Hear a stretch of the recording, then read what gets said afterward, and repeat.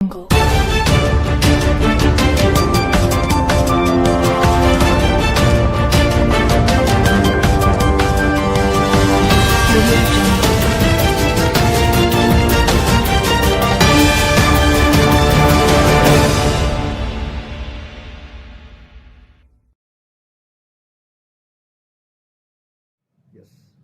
नमस्कार दोस्तों, एक बार फिर से मैं अपने चैनल पे आपका स्वागत करता हूँ, अभिनंदन करता हूँ।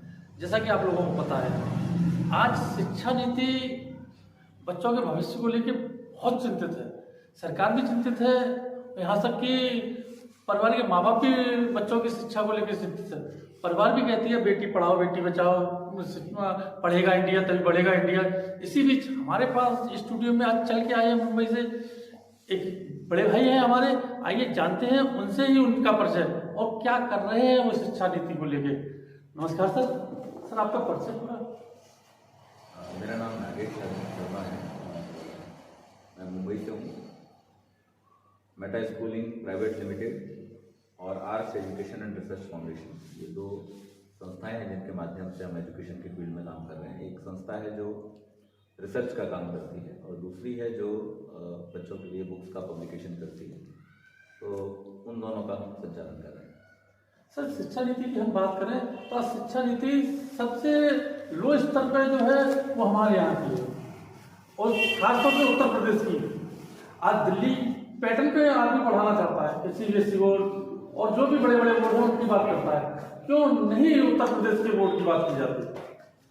जी देखिए, एक शास्त्र की उक्ति है, नष्टे मूले नयो फलम न पुष्पम। जब जड़ नष्ट हो जाती है तो न फल आते हैं पुष्प आते हैं।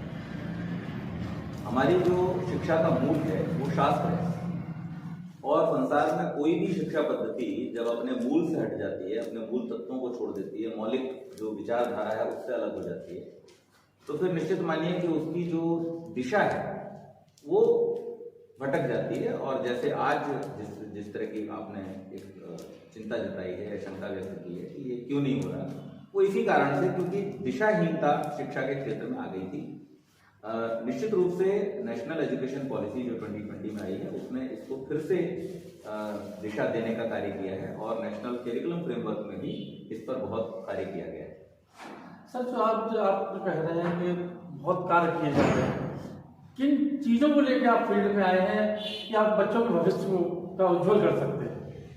देखिए, शिक्षा के विषय में इस बात को सार्वभौमिक रूप से माना जाता है कि यूनिवर्सल प्रिंसिपल है कि शिक्षा ऐसी होनी चाहिए जिससे बच्चे का सर्वांगीण विकास। शिक्षा केवल मात्र अक्षर ज्ञान तक सीमित नहीं रहनी चाहिए, बल्कि बच्चे के चरित्र का निर्माण, बच्चे का आध्यात्मिक विकास, बच्चे का सामाजिक विकास, उसके अंदर राष्ट्रीय चेतना की भावना को लेकर के आना, उसके अंदर जो एक चेतना है उस चेतना को समझने के प्रति उसको जागृत करना, और इसके साथ साथ जो परिवेश है जहां पर उसे रहना है, जहां उसे व्यवहार करना, उस व्यवहारिकता को सीखना, ये सब शिक्षा के अंतर्गत होना चाहिए। इसीलिए हमारे द्वितीय राष्ट्रपति डॉक्टर राधाकृष्णन ने कहा था, education is the complete development of state. तो ये जो कंप्लीट डेवलपमेंट है, उस कंप्लीट डेवलपमेंट का एस्पेक्ट तभी पूरा होता है जब बच्चा उन सारी चीजों को शिक्षा के द्वारा प्राप्त करे जिनके द्वारा उसका जीवन संचालित होता है। नेशनल एजुकेशन पॉलिसी में और मेटा स्कूलिंग में इस बात का ध्यान रखा गया है कि इस पॉलिसी के अनुसार जो पुस्तकें या जो पाठ्यक्रम हम बच्चों को देने जा रहे हैं, विशेष रूप से उनकी प्रारंभिक अवस्था में यानी नर्सरी से लेकर के 5th ग्रेड तक जो पाठ्यक्रम है वो इस प्रकार से बनाया गया है कि जिसमें बच्चों का इमोशनल डेवलपमेंट हो सके, उनके चरित्र को एक दिशा दी जा सके, जिसमें उनमें राष्ट्रीय चेतना की भावना, उनमें सामाजिक जो जिम्मेदारी है उसकी भावना, उसके साथ साथ उनके आध्यात्मिक उत्थान की भावना, माता पिता के प्रति, परिवार के प्रति उनके मन में आदर की भावना, और दूसरे पशु पक्षी प्राणियों और समाज के अन्य लोगों के साथ में उनका व्यवहार सम्मानजनक हो, इस प्रकार की भावना, सामाजिक नियमों के अनुपालन की भावना। जैसे आज हम देखते हैं बहुत कॉमन प्रैक्टिस है कि पुलिस वाला अगर खड़ा है सिग्नल पे तब तो सारे लोग शरीफ बन जाते हैं, लेकिन अगर पुलिस वाला नहीं खड़ा हुआ है तो कोई भी सिग्नल ब्रेक करने में जरा सी भी चूक नहीं करता, वो फटाक से सिग्नल ब्रेक करके चले जाते हैं। ये क्यों हो रहा है? जब हम देख लेते हैं कि यहाँ पर कोई देख रहा है तब तो हम गंदगी नहीं फेंकते, लेकिन अगर कोई न देख रहा हो या फिर पेनल्टी का प्रोविजन न हो तो कोई भी व्यक्ति सड़क पर थूकने में, सड़क पर कचरा फेंकने में जरा से भी गुरेज नहीं करता। इसका कारण ये आज आप चरित्र की बात कर रहे हैं, बच्चों के भविष्य की बात कर रहे हैं, मगर आज जो CBSE बोर्ड और कई बड़े बोर्ड आ गए हैं। सबसे पहले good morning, good evening, good night सिखाया जाता है। राधे राधे कोई नहीं बोलता, राम राम कोई नहीं बोलता, नमस्ते कोई नहीं। परिणाम आज तक कोई बच्चे अपने माँ बाप के पैर छूट के भी नहीं आते। उस पर क्या विचार है? जी, ये बहुत अच्छी बात आपने कही, निश्चित रूप से। और इसका कारण क्या है कि उसका जो महत्व है वो उनको ठीक प्रकार से नहीं पता है। जो उनको ऐसा करने के लिए कह रहे हैं विद्यालय, उनको भी नहीं पता है। और जो बच्चे उसको अनुसरण कर रहे हैं, या माता पिता भी जिसमें गर्व का महसूस करते हैं कि बच्चे जाकर के गुड मॉर्निंग गुड इवनिंग करना स्कूल में सीख गए, उनको भी इसका महत्व नहीं पता है कि वो जो नमस्ते की प्रक्रिया है, नमस्कार की प्रक्रिया है, उसका महत्व क्या है। अभी अगर उनको ये समझा दिया जाए, जो कि हम प्रयास कर रहे हैं मेटा स्कूलिंग के माध्यम से, आर्ष एजुकेशन के माध्यम से, नमस्ते क्यों है, नमस्ते के 3 मुख्य लाभ। पहला लाभ तो ये है कि नमस्ते अभिवादन का प्रतीक है। आप किसी भी व्यक्ति को पूछिए गुड मॉर्निंग से किस प्रकार अभिवादन होता है। गुड मॉर्निंग तो अभिवादन नहीं है। गुड मॉर्निंग तो जस्ट एक दूसरे को, आपने गुड मॉर्निंग कहा, उन्होंने गुड मॉर्निंग कहा, लेकिन अभिवादन कहाँ होता है? अभिवादन का मतलब होता है कि हम सामने वाले व्यक्ति के प्रति सम्मान की भावना व्यक्त करें। इससे जो लाभ है वो ये है कि पहला, एक दूसरे के प्रति सम्मान, आदर का भाव आता है। दूसरी बात ये कि हम अपनी जो अंदर हमारे छुपी हुई ईगो है, जिसे हम अहंकार कहते हैं, उस अहंकार को कहीं ना कहीं वहां पर ठीक कर रहे होते हैं, बैलेंस कर रहे होते हैं। क्योंकि अगर हमारे अंदर झुकने की भावना नहीं है, अगर हमारे मन में दूसरे के प्रति विनम्रता की भावना नहीं है, तो निश्चित रूप से कहीं ना कहीं ये हमको ही हानि पहुंचाता है। और तीसरी बात, जब बड़ों के चरण स्पर्श किए जाते हैं, उस रूप में जब नमस्कार किया जाता है, तो बड़ों का आशीर्वाद करता है। तो इन सारी चीजों से वो बच्चे वंचित रह जाते हैं, जो केवल गुड मॉर्निंग कह के अध्यापक को, और अध्यापक उनको गुड मॉर्निंग कह करके एक दूसरे से जिम्मेदारी पूरी मान लेते हैं। तो ये महत्व जब उनको पता चलेगा, तो निश्चित रूप से वो इसको लाभ उठाने के लिए इसको अपनाएंगे। सर, जो आप नीति लेके आ रहे हैं, इससे बच्चों को क्या लाभ होगा और स्कूल इसको क्यों फॉलो करेगा कि हाँ, आपकी जो शिक्षा पद्धति है उसको लाया जाए स्कूलों में? देखिए, जैसा मैंने कहा, शिक्षा नीति सरकार लेके आती है, वो हमारा काम नहीं है।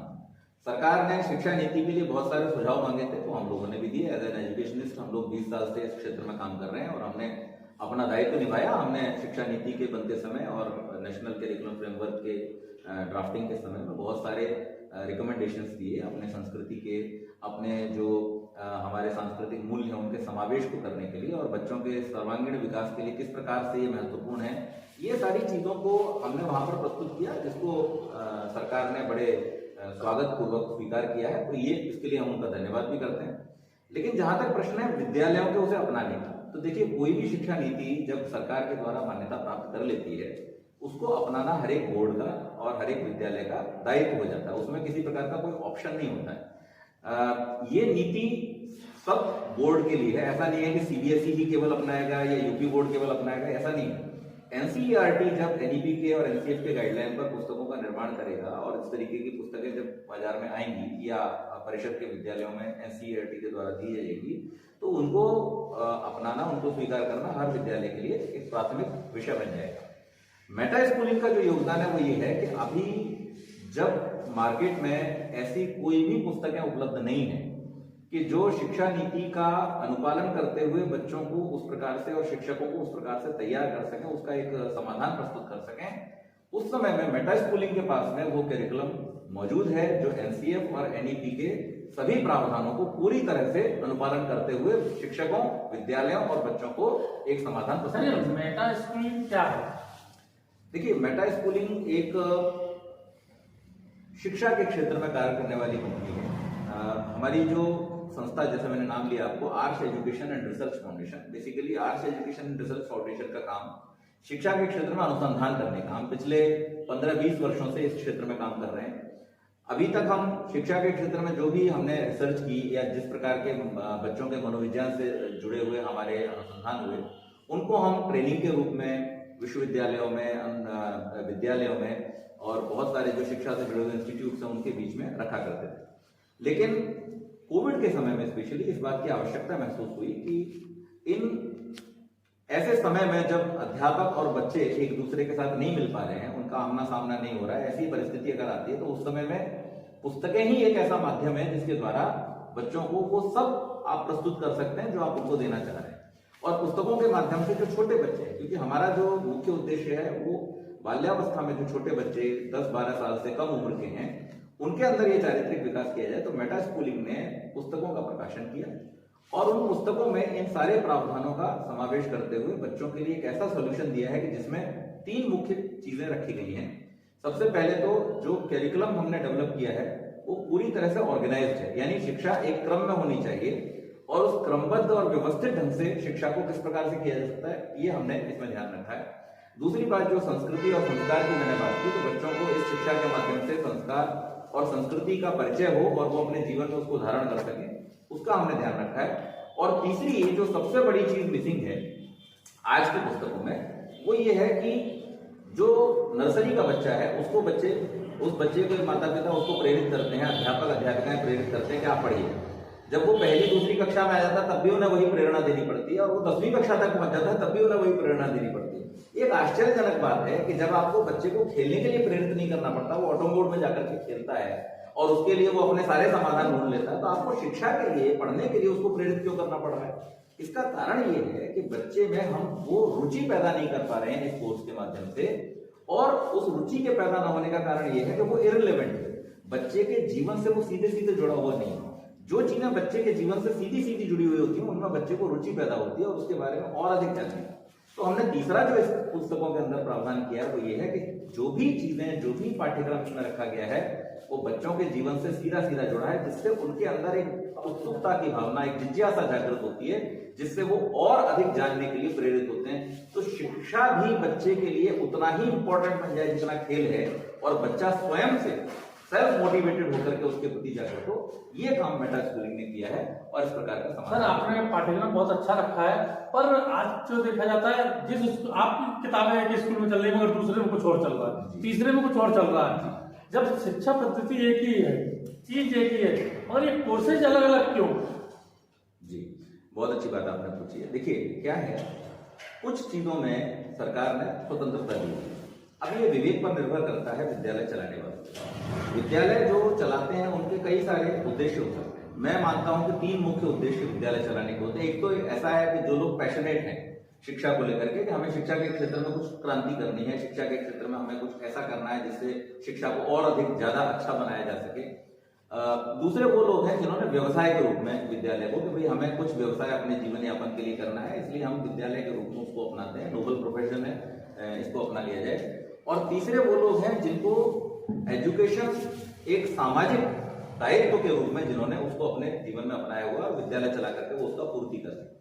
अब इन तीनों लोगों के दृष्टि से अगर आप देखें तो जो सामाजिक दायित्व की पूर्ति करना चाहते हैं उन्हें भी चाहिए कि बच्चों को ऐसी शिक्षा दें जिससे वो जीवन में अच्छे नागरिक बने।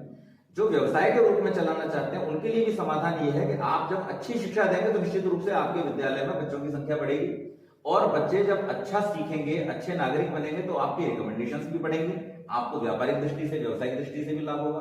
और तीसरे, जिनका शिक्षा पैशन है उनके लिए तो हमारा जो करिकुलम है वो एक बेस्ट ऑप्शन इसलिए बन जाता है क्योंकि पैशनेट होते हुए आप चाहते हैं कि शिक्षा सर्वांगीण विकास करने में सक्षम हो, तो वहां पर सर्वांगीण विकास का ऑप्शन प्रस्तुत करने वाली हमारी पुस्तक है। तो इस दृष्टि से हम ये मानते हैं कि ठीक है, विद्यालय खोलने का अलग अलग उद्देश्य सबका हो सकता है, लेकिन उस उद्देश्य की पूर्ति करने के लिए आप अपने विवेक का उपयोग करें। सरकार ने जो आपको स्वतंत्रता दी, उस स्वतंत्रता को आप लाभ के रूप में लें, अपने भी और बच्चों की भी, न कि हानि की।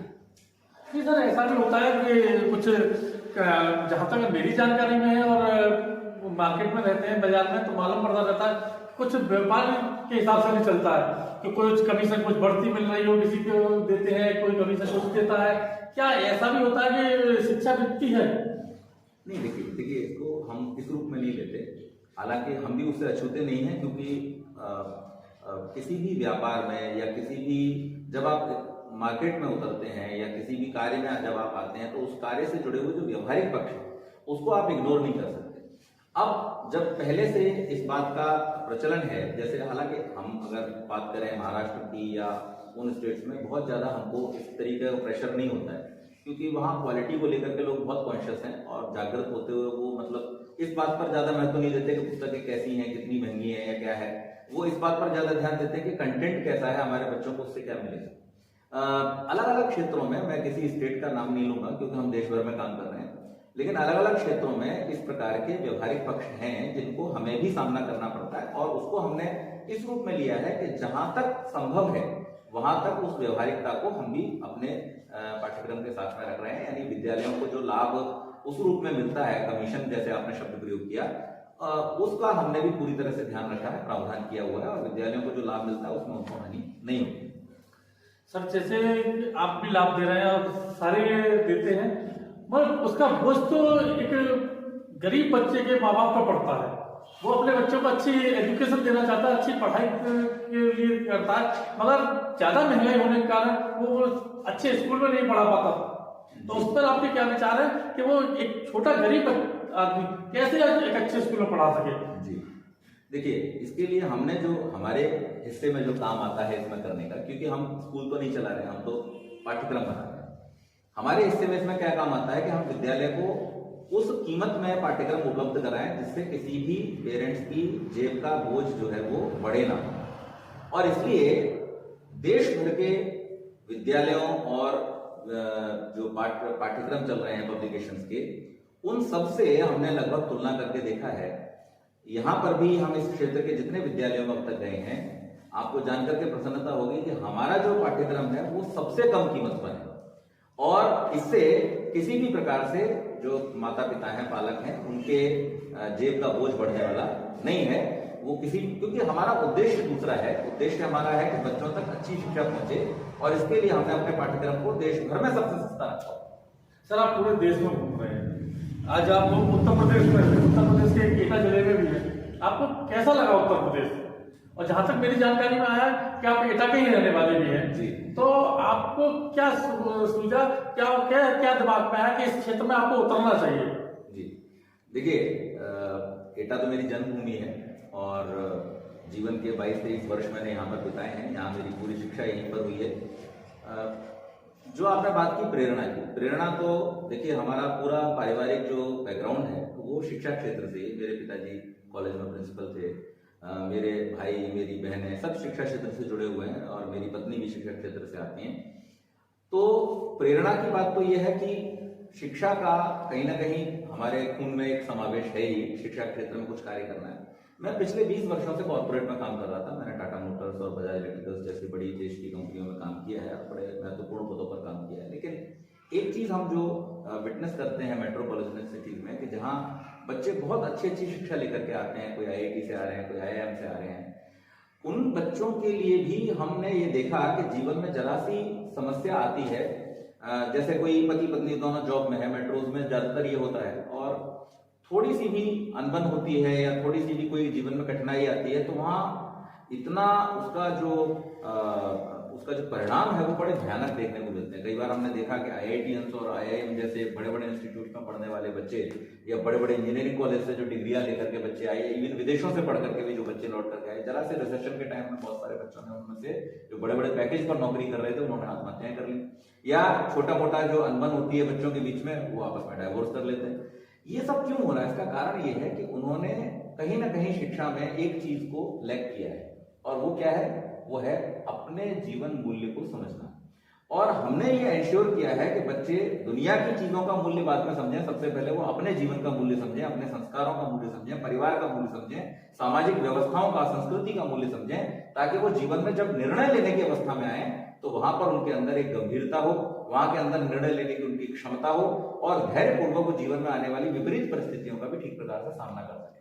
तो प्रेरणा वहां से हुई, और उसमें फिर हमारे साथ में जो मेरे दूसरे पार्टनर हैं इस कंपनी में, चंचल मालवीय जी जो फाउंडर भी हैं, हम दोनों ने फिर मिलकर के, वो IIM से आते हैं, कंप्यूटर बैकग्राउंड के हैं, कंप्यूटर इंजीनियर हैं, वो भी अपने एक सफल करियर को चला रहे थे, मैं भी अपना एक सफलतापूर्वक करियर चला रहा था, कि हम दोनों ने यही सोचा कि समाज में हमारा कुछ योगदान होना चाहिए। और उसलिए फिर हमने इस पर विचार किया कि शिक्षा में अगर हम परिवर्तन लेकर के आते हैं, शिक्षा के क्षेत्र में अगर हम लोगों को सही दिशा दे सकते हैं, बच्चों को दे सकते हैं, तो उनका ठीक चरित्र जो है वो निश्चित रूप से जीवन में उनको आगे दिशा प्रदान करने वाला है। सर आपने अभी आत्महत्या की बात की, बच्चे जो आत्महत्या करते हैं, माँ बाप को उनको अच्छा पढ़ाते हैं, बाहर पढ़ने भेजते हैं, पूरा पैसा लगता है, अपने पूरे जीवन की पूंजी तक लगा देते हैं, उसके बाद क्या कारण रहता है कि बच्चों को आत्महत्या करनी पड़ती है? किन परिस्थितियां आ जाती हैं कि उन्हें आत्महत्या का निर्णय लेना पड़ता है? मैं वही बात कह रहा हूं आपसे कि जो निर्णय है वो एक्चुअली निर्णय नहीं है, वो निर्णय नहीं ले पाते हैं, इसलिए वो ऐसा कदम उठा लेते हैं। जिस व्यक्ति के अंदर निर्णय लेने की क्षमता है वो व्यक्ति कभी भी जीवन में गलत निर्णय नहीं लेगा। जो व्यक्ति गलत कदम उठा रहा है इसका मतलब वो निर्णय नहीं ले पाया, वो अपने डिसाइड नहीं कर पाया कि मैं इस परिस्थिति के साथ में कैसे, और वो इसलिए क्विट कर गया। वो निर्णय नहीं है। निर्णय का मतलब होता है कि आपके सामने जो भी परिस्थिति आई है, जैसी भी परिस्थिति आई है, उस परिस्थिति का आप डट करके मुकाबला करें और निर्णय इस बात के लिए लें कि इसको मुझे कैसे हैंडल करना है। लेकिन जब बच्चा निर्णय लेने की स्थिति में ही नहीं आ पाता, उसका कारण क्या है मूल में, वो ये है कि शिक्षा हमें अक्षर ज्ञान तो दे रही है जो वर्तमान में है, यहां से लेकर के पोस्ट ग्रेजुएशन लेवल तक, नर्सरी से आप देखिए कि पुस्तकें जो है वो अक्षर ज्ञान पर ही फोकस्ड है। बच्चे के अंदर इंफॉर्मेशन तो वो बहुत सारी डाल रही है, लेकिन बच्चे का जो निर्माण है उस निर्माण की प्रक्रिया कहीं ना कहीं अवरुद्ध हो रही है, और उसके कारण से बच्चे का जो मानसिक उस प्रकार का परिमंडल है वो नहीं बन पाता, और ऐसी परिस्थितियों में फंसने के बाद बच्चा निर्णय की स्थिति में नहीं, जिसे हम शब्द प्रयोग करते हैं किम करता तो विमूढ़ हो जाता है, उसको समझ ही नहीं आता कि मैं इसको कैसे हैंडल करूंगा, और फिर वो उस परिस्थिति से भागने के लिए इस तरह के गलत निर्णय ले लेता है। जैसे विवाह में, अब कौन सा ऐसा विवाह है जिसमें चुनौतियां नहीं होती? दो व्यक्ति जब साथ साथ रहते हैं तो विचारों के कई बार मतभेद भी होते हैं, लेकिन उस मतभेद की स्थिति में उस विवाह रूपी बंधन से ही मुक्त हो जाने की कोशिश करना, ये तो एक निर्णय न ले पाने की स्थिति है, वो निर्णय की स्थिति नहीं। सर एक सवाल और पूछूंगा मैं आपसे, जैसे आज सरकार काफी पैसा खर्च कर रही है शिक्षा पर जी, तो क्या कारण है, क्या ये सरकारी स्कूलों में बच्चे नहीं पढ़ पा रहे और उन्हें प्राइवेट स्कूलों का सहारा लेना पड़ रहा है, जबकि उनके माँ बाप उनको प्राइवेट स्कूल नहीं पढ़, सरकार खाना भी दे रही है, किताबें भी दे रही है, ड्रेस भी दे रही है, उसके बाद भी पढ़ाई नहीं है। एक स्कूल में 50-50 बच्चे और एक टीचर है, क्या एक टीचर 50 बच्चों को पढ़ा सकता है? जी देखिए, यहाँ पर दोनों प्रकार से है। कहीं कहीं ऐसा है कि जहाँ पर अध्यापक एक है और बच्चे 10 हैं, 5 हैं, 15 हैं, और सरकार जो है उन विद्यालयों पर 4-4, 5-5 लाख रुपए खर्चा कर रही है, वो सैलरी के रूप में हो या जो मिड डे मील की व्यवस्था गवर्नमेंट के द्वारा की जाती है। अभी तो उन्होंने काफी कुछ सुविधाएं बढ़ा दी हैं, उसमें दूध भी दिया जाता है, फल भी दिए जाते हैं। अभी थोड़े दिन पहले एक और डिसीजन आया है कि जाड़े के मौसम में उनको गजक और चने आदि भी दिए जाएं। देखिए, सरकार और जनता, इन दोनों का एक म्यूचुअल रिलेशन होता है। अनफॉर्चुनेटली दिक्कत यह है कि सरकार अगर अपना काम पूरी तरह से करेगी तो कहीं ना कहीं जनता रिस्पॉन्ड करने में फेल हो रही है, और उसका भी दायित्व तो मैं शिक्षा के ऊपर ही डालना चाहूंगा, क्योंकि उनके अंदर वो सेंस डेवलप नहीं हुआ है अभी तक किसी कारणों से कि वो अपनी जिम्मेदारी को समझ करके। आज जो स्थिति है वो ये है कि हर व्यक्ति दूसरे पर उड़ेलना चाहता है कि भाई ये दोष हमारा नहीं, ये दोष उनका है, और जब कोई नहीं मिलता दोष डालने के लिए तो सबसे बढ़िया साधन जो है वो क्या है, सरकार के ऊपर दोष डाल दीजिए। लेकिन सरकार तो नीतियां दे सकती है, सरकार सुविधाएं दे सकती है, सरकार साधन दे सकती है, जो कि सरकार दे रही है, लेकिन उन साधनों का ठीक उपयोग करना, उसको जस्टिफाई करना, उनको समाज के लिए, राष्ट्र के लिए उपयोगी बनाना, ये तो जनता का काम है।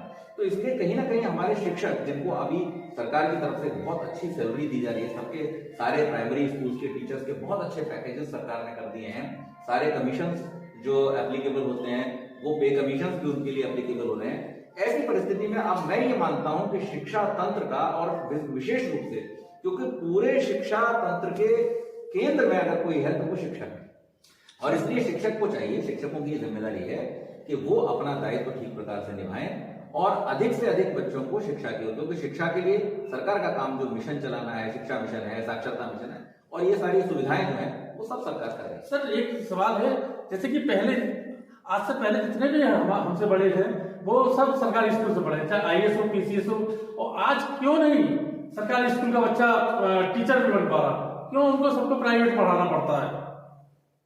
देखिए, मैंने जैसा अभी कहा कि व्यवस्था, सरकार का काम है विद्यालय खोलना, सरकार का काम है वहां पर विद्यालय में अध्यापक को नियुक्त करना, सरकार का ही काम है उन बच्चों के लिए जो आवश्यक सुविधाएं उनको उपलब्ध कराना। सर वही बात, पूरे सिस्टम को देखिए, सर वही बात पूछा, क्या टीचर पढ़ा नहीं पा रहा, बच्चे नहीं पढ़ पा रहे? मैं वही बात आपसे कह रहा हूं कि सरकार का जो काम है, मैं फिर उसको दोहराऊंगा क्योंकि ये बात अधूरी रह जाएगी।